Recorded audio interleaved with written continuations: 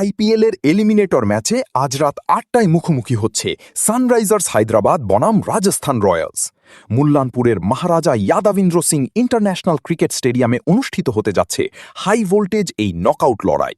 হারলেই বিদায় আর জিতলেই কোয়ালিফায়ার 2 এর টিকিট, তাই দুই দলই নামবে সর্বোচ্চ শক্তি নিয়ে। এবারের আসরে সানরাইজার্স হায়দ্রাবাদ খেলেছে আক্রমণাত্মক ক্রিকেট। শুরু থেকেই দ্রুত রান তোলা এবং পাওয়ার প্লেতে ম্যাচের নিয়ন্ত্রণ নেওয়াই তাদের মূল শক্তি। অন্যদিকে রাজস্থান রয়্যালস পুরো মৌসুম জুড়ে দেখিয়েছে দারুণ ফাইটিং স্পিরিট। চাপের মুহূর্তে ঘুরে দাঁড়িয়ে ম্যাচ জেতার ক্ষমতা তাদের আত্মবিশ্বাস বাড়িয়ে দিয়েছে অনেকটাই। মুল্লানপুরের উইকেট সাধারণত ব্যাটিং সহায়ক হলেও নতুন বলে পেসাররা কিছুটা সুবিধা পেতে পারে। ম্যাচের দ্বিতীয় ইনিংসে শিশির বড় ভূমিকা রাখতে পারে, তাই টসও হতে পারে গুরুত্বপূর্ণ ফ্যাক্টর।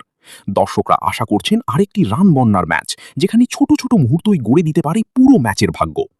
দুই দলের সাম্প্রতিক পারফরমেন্স বিবেচনায় এটি হতে যাচ্ছে টান টান উত্তেজনার এক লড়াই।